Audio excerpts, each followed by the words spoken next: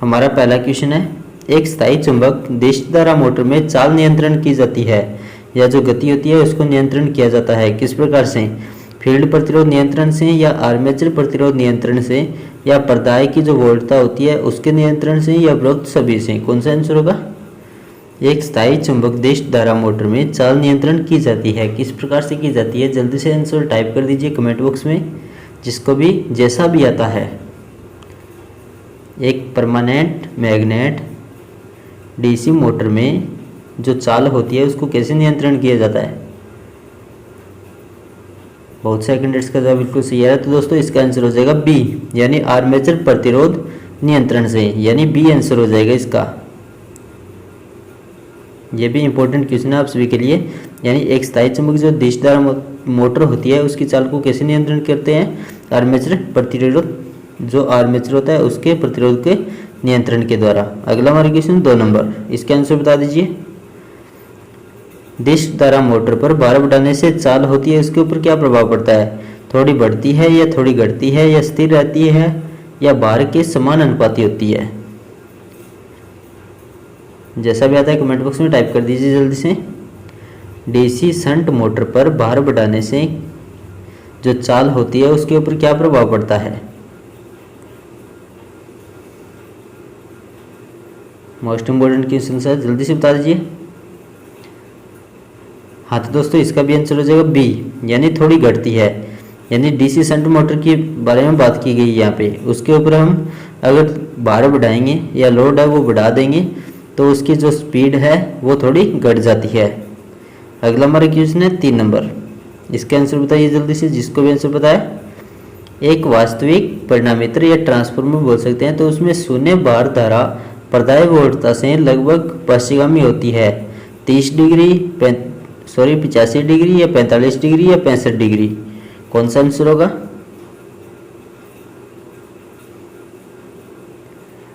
एक वास्तविक ट्रांसफार्मर है या परिणामीत्र है तो उसमें शून्य भार धारा पर्याय वोल्टता से लगभग पश्चिगामी होती है। कितने डिग्री पश्चिगामी होती है पर्याय वोल्टता से? जल्दी से बता दीजिए जिसको भी आंसर पता है। हाँ तो दोस्तों इसका आंसर हो जाएगा बी, यानी लगभग 85 डिग्री। जो धारा है वो पर्याय की वोल्टता से लगभग 85 डिग्री पीछे होती है या पिछड़ी हुई या पश्चिगामी बोल सकते हैं इसको। अगला हमारा क्वेश्चन है 4 नंबर, इसका आंसर बता दीजिए जल्दी से। ट्रांसफार्मर को श्रेणी में जोड़ने का मुख्य उद्देश्य क्या होता है? जो ट्रांसफार्मर्स या परिणामीत्र होते हैं उनको श्रेणी क्रम में जोड़ने का मुख्य उद्देश्य क्या होता है? जैसे मान लो दो कोई ट्रांसफार्मर है, उन दोनों को श्रेणी में जोड़ा गया है, तो उन दोनों को श्रेणी में जोड़ने का क्या उद्देश्य है ये पूछा गया है इस क्वेश्चन में। 2 निम्न वोल्टेज वाइंडिंग को बदलकर एक ट्रांसफार्मर लगाना या उच्च वोल्टता क्षमता प्राप्त करना या बेहतर इंसुलेशन के साथ सुरक्षित वातावरण तैयार करना या भार को उत्तम धारा प्राप्त करना? कौन सा आंसर होगा? ट्रांसफार्मर को श्रेणी में जोड़ने का मुख्य उद्देश्य क्या होता है? हाँ तो दोस्तों इसका आंसर होगा बी, यानी उच्च वोल्टता क्षमता प्राप्त करना। तो आपको भी पता है श्रेणी क्रम में धारा का मान हमेशा समान रहता है और समांतर क्रम में वोल्टेज का मान समान रहता है। तो यहाँ पे श्रेणी क्रम की बात की गई है, तो श्रेणी क्रम में क्या होगी? वोल्टेज है वो जुड़ जाएगी, यानी उच्च वोल्टता क्षमता प्राप्त करने के लिए हमेशा 2 ट्रांसफार्मरों को या अनेक ट्रांसफार्मर्स को श्रेणी क्रम में जोड़ा जाता है, यही इसका मुख्य उद्देश्य होता है, यानी बी आंसर हो जाएगा इसका। अगला हमारा क्वेश्चन दोस्तों 5 नंबर, जल्दी से बता दीजिए इसका आंसर क्या होगा। एक वोल्टमीटर की सुग्राहिकता 1 किलो ओम प्रति वोल्ट है। कितनी है? 1 किलो ओम प्रति वोल्ट। तो इस मीटर की 50 वोल्ट प्रास में रेजिस्टेंस क्या होगी? जल्दी से बता दीजिए इसका आंसर क्या होगा। पहले इसको ध्यान से समझना, क्वेश्चन को अपने आप समझ में आ जाएगा इसका आंसर भी। 1000 ओम, 5000 ओम या 50,000 ओम या 250 ओम। एक वोल्ट मीटर की सुग्राहिकता 1 किलो ओम प्रति वोल्ट है, तो इस मीटर की 50 वोल्ट प्रास में रेजिस्टेंस क्या होगी?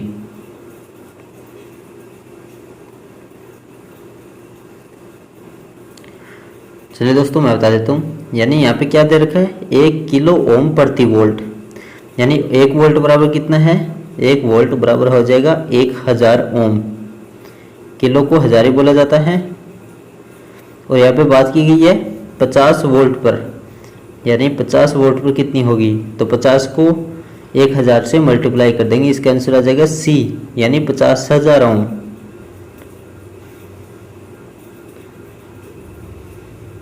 ये इसका आंसर आ जाएगा। अगला हमारा क्वेश्चन है दोस्तों 6 नंबर, जल्दी से बता दीजिए इसका आंसर क्या होगा। एक स्थायी चुंबक में निम्न में से कौन सा पदार्थ प्रयोग किया जाता है। एक स्थायी चुंबक में निम्न में से कौन सा पदार्थ प्रयोग किया जाता है, वाई एलोय या एल्निको या सिलिकॉन स्टील या रोट आयरन। स्थायी चुंबक बनाने के लिए कौन सा पदार्थ काम में लिया जाता है। मोस्ट इंपोर्टेंट क्वेश्चन है ये भी आप सभी के लिए। हाँ तो दोस्तों इसका आंसर हो जाएगा एल्निको, यानी बी, क्योंकि यहाँ पे स्थायी चुंबक की बात की गई है। स्थायी चुंबक किसके द्वारा बनाई जाती है, एल्निको के द्वारा। एल्निको हो गई, एल्कोनेक्स हो गया, तो ये कुछ धातुएं होती है जिनके द्वारा हम स्थायी चुंबक बना सकते हैं। अगला हमारा क्वेश्चन है 7 नंबर, इसका आंसर बताइए क्या होगा। एक BOT यूनिट के बराबर क्या होता है, 740 वोट प्रति घंटा या 1000 वोट घंटा या 1500 वाट घंटा या 1200 वाट घंटा, कौन सा आंसर होगा। एक BOT यूनिट के बराबर क्या होता है, ये भी कई बार एग्जाम्स में क्वेश्चन पूछा गया है। आंसर टाइप कर दीजिए जल्दी से, जिसको भी आंसर पता है। हाँ तो दोस्तों इसका आंसर हो जाएगा बी, यानी 1000 वाट घंटा होता है हमेशा, आपको याद रखना है WH, यानी एक BOT board of trade unit, यानी एक BOT बराबर कितना होगा, 1000 वाट घंटा। अगला हमारा क्वेश्चन है 8 नंबर, इसका आंसर बताइए। एक पिंजरी प्रेरण मोटर की चाल नियंत्रण की जा सकती है किसके द्वारा, या एक स्क्वायर गेज इंडक्शन मोटर है, उसकी चाल को या उसकी स्पीड को कैसे नियंत्रण कर सकते हैं हम। पर्दाय वोल्टता को बदलकर या धारा को परिवर्तित करके या पर्दाय की आवृत्ति को बदलकर या रोटर परिपथ में प्रतिरोध को जोड़कर, कौन सा आंसर होगा। आंसर टाइप कर दीजिए। एक स्क्वेरल केज इंडक्शन मोटर या एक पिंजरी प्रेरण मोटर की चाल नियंत्रण की जा सकती है किसके द्वारा, पर्दाय की वोल्टता को बदलकर कर सकते हैं या धारा को परिवर्तन करके या पर्दाय की जो आवृत्ति है उसको बदलकर या रोटर परिपथ में प्रतिरोध को जोड़कर। हाँ तो दोस्तों इसका आंसर हो जाएगा सी, यानी पर्दाय आवृत्ति को बदलकर, यानी पर्दाय की जो आवृत्ति है उसको बदलकर हम एक पिंजरी प्रेरण मोटर की चाल को नियंत्रण कर सकते हैं। सी आंसर हो जाएगा इसका। अगला हमारा क्वेश्चन है दोस्तों 9 नंबर, जल्दी से बता दीजिए, जिसको भी पता है जैसा भी आता है कमेंट बॉक्स में जरूर टाइप कीजिए। स्लिप रिंग प्रेरण मोटर में स्टार्टर के उपयोग में लिया जाता है, कौन सा स्टार्टर काम में लिया जाता है, स्लिप रिंग प्रेरण मोटर में या स्लिप रिंग इंडक्शन मोटर में। ऑटोमेटिक स्टार डेल्टा स्टार्टर या स्टार डेल्टा स्टार्टर या रोटर प्रतिरोध स्टार्टर या DOL स्टार्टर, जिसको डायरेक्ट ऑनलाइन स्टार्टर बोला जाता है। स्लिप रिंग प्रेरण मोटर में स्टार्टर कौन सा काम में लिया जाता है, जल्दी से बता दीजिए, जिसको भी आंसर पता है जैसा भी आता है। हाँ तो दोस्तों इसका आंसर होगा सी, यानी रोटर प्रतिरोध स्टार्टर होगा। स्लिप रिंग इंडक्शन मोटर में हमेशा रोटर प्रतिरोध स्टार्टर काम में लिया जाता है क्योंकि ये 3 फेज मोटर होती है। अगला हमारा क्वेश्चन है 10 नंबर, यदि 3 फेज प्रेरण मोटर के 2 आपूर्ति टर्मिनलों को आपस में बदल दिया जाता है तो क्या होगा, यानी कोई एक 3 फेज इंडक्शन मोटर है, उसके 3 टर्मिनल हैं, अगर इन 2 टर्मिनलों को बदलकर हम उल्टा कर देते हैं तो क्या होगा, ये पूछा गया है इस क्वेश्चन के अंदर। मोटर की चाल है वो शून्य हो जाएगी या मोटर की चाल बढ़ जाएगी या मोटर कम चाल पर उसी दिशा में चलती रहेगी या मोटर उल्टी दिशा में घूमती रहेगी, कौन सा आंसर होगा दोस्तों। मोस्ट इंपॉर्टेंट क्वेश्चन है आप सभी के लिए ये,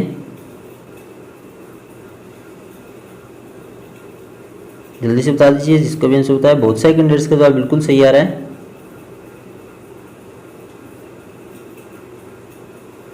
तो चलिए दोस्तों मैं बता देता हूँ आपको।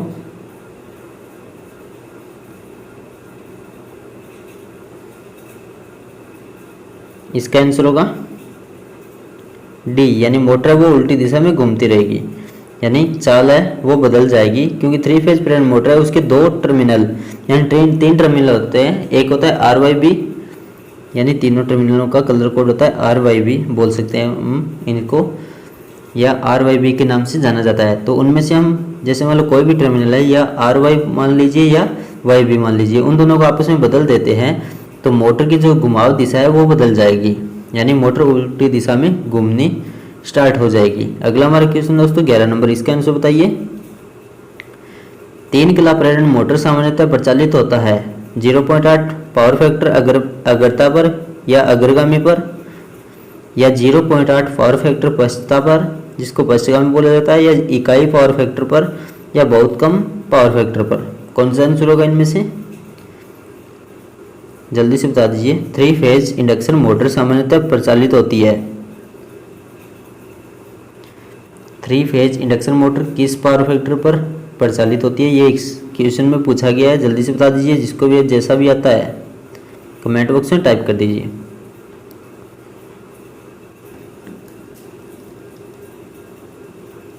हाँ तो दोस्तों इसका आंसर होगा बी, यानी 0.8 पावर फैक्टर पश्चगामी पर, यानी जो कि पिछड़ा हुआ होता है।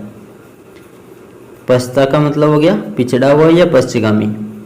जो 3 फेज इंडक्शन मोटर होती है वो सामान्यतः 0.8 पश्चगामी पावर फैक्टर पर प्रचालित होती है, ये आपको याद रखना है, यानी बी आंसर होगा इसका।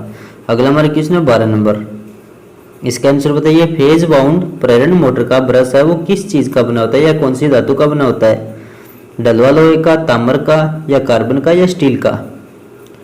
कौन सा आंसर होगा।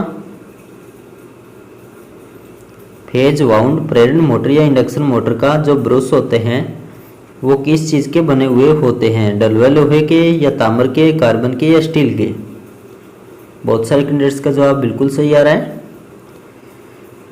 हाँ तो दोस्तों इसका आंसर हो जाएगा सी, यानी कार्बन के बने होते हैं। अगला हमारा क्वेश्चन है 13 नंबर, इसका आंसर बताइए। तुल्यकालिक मोटर में या सिंक्रोनस मोटर में अवमंदक कुंडलन, जिसको डैम्पर वाइंडिंग भी बोला जाता है, या कई बार एग्जाम्स में सीधा अवमंदक कुंडलन लिखा हुआ आता है या डैम्पर वाइंडिंग लिखा हुआ आता है, तो उसका प्रयोग करके हम क्या कर सकते हैं, मोटर को रोका जा सकता है, या मोटर में ब्रेक लगाए जा सकते हैं, या स्पीड को कंट्रोल किया जा सकता है, या मोटर को सेल्फ स्टार्ट बनाया जा सकता है। यह मोस्ट इंपॉर्टेंट क्वेश्चन है आप सभी के लिए, जो कई बार एग्जाम्स में पूछा भी गया है। दिल्ली मेट्रो में भी कई बार आया हुआ है ये क्वेश्चन। तो तुल्यकालिक मोटर में डैम्पर वाइंडिंग का प्रयोग करके क्या कर सकते हैं, जल्दी से बता दीजिए जिसको भी आंसर पता है।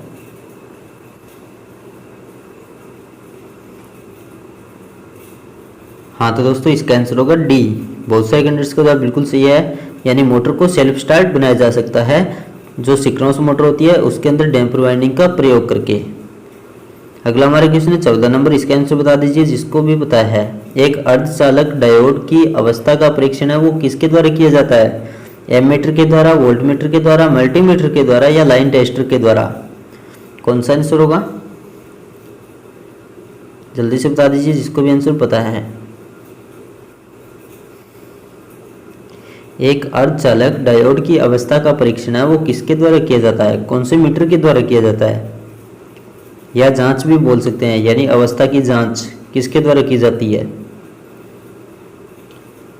हाँ तो दोस्तों इसका आंसर हो जाएगा सी, यानी मल्टीमीटर के द्वारा होता है हमेशा। अगला हमारा क्वेश्चन है 15 नंबर, इसका आंसर बताइए। किस प्रकार के एसी से डीसी कन्वर्टर में लॉस कम और क्षमता अधिक होती है, मोटर जनरेटर जो सेट होता है, या इसको एमजी सेट भी बोला जाता है दोस्तों, यानी मोटर जनरेटर सेट, या रोटरी कन्वर्टर, या मरकरी आर्क रेक्टिफायर, या मेटल के रेक्टिफायर। कौन सा आंसर होगा, ये मोस्ट इंपोर्टेंट क्वेश्चन है आप सभी के लिए, इसका आंसर बता दीजिए।